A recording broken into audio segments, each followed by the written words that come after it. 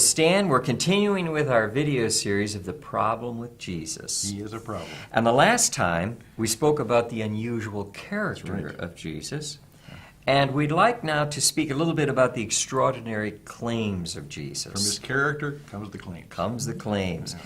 Jesus said some very unusual things. He did. He made some extraordinary claims while he was just speaking with friends and strangers, others.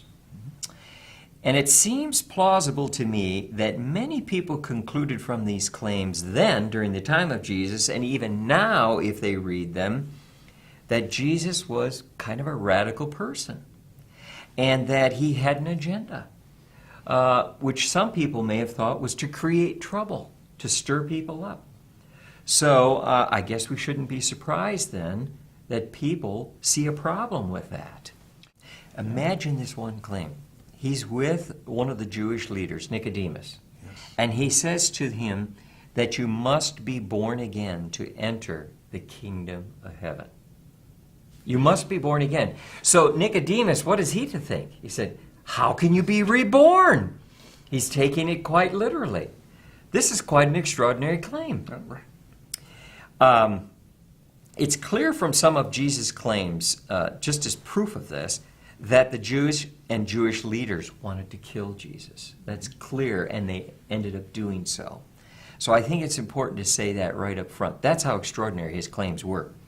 He said in John 5:37, the 5th chapter of the Gospel of John, the Father sent me. Well, who claims that kind of thing? And obviously the Father refers to God the Father.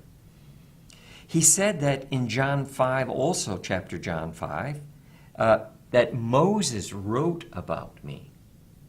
This is an extraordinary claim. Also in the book of John, the 10th chapter, he said that I and the Father are one, essentially making himself equal with God. Extraordinary claim. He also said that my kingdom is not of this world. And that he has one. And that he has a kingdom. These are extraordinary claims. People don't make claims like this in our everyday world. Let me give you one more. And this to me is such an extraordinary claim. He claimed in a way that Jesus, controlled who went to heaven.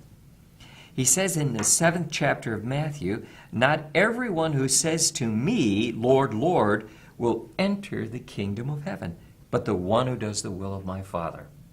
Wow. These are extraordinary claims. And we shouldn't be surprised then that people would have this reaction to Jesus. It appears that we like the guy who does the good stuff. Yeah. But when he says, not only can I do good stuff, but I have some claims on you as well as claims for me, now we're beginning to wonder a little bit more about it. Yes. What do you think is his primary claim that's going to really bug people? I think his primary claim was the one I mentioned, that he and the Father are one. He is divine with God. I think that really did it. You're right. All kinds of messiahs, saviors. Yes. But this was a Messiah who was one with God. Yes.